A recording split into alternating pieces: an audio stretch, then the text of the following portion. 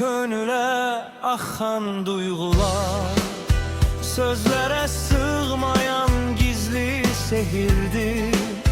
Ruhları oyadan ince duygular, hayatta herkese verilen derstir. Sevinçte kederde paydı bu yolda, her adım yadigar, her iz hatire. Bəzən yaşayarıq solğun bir halda, bəzən də ümidlər donar səssizcə. Ömür bir yoldursa biz yolçularız, her derd içimizde gizli bir sirdir. Yıkılsak da yine ayaklanarız. Yaşamak imtihan, sevmek zaferdir.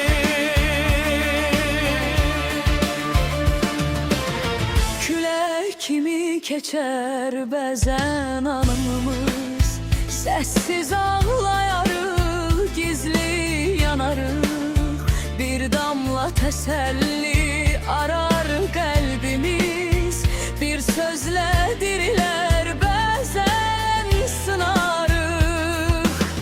Taleyin yazdığı sətirlər ağır, hər keçən ağrıdan qalır dəriniz.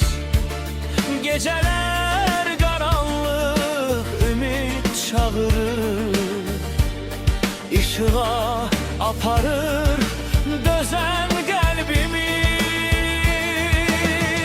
Ömür bir yoldursa biz yolçularız, her derd içimizde gizli bir sirdir.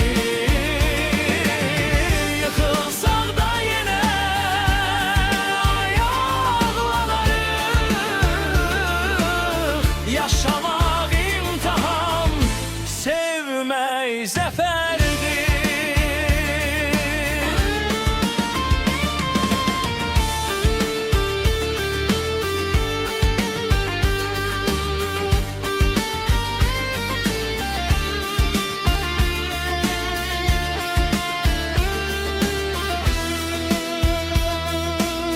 Kalbin derininde bir sır saklanar, söze çevrilmeyen duygular kimi. Her insan öz yükün özü daşıyar, yaşayar dünyanı sınavlar kidir.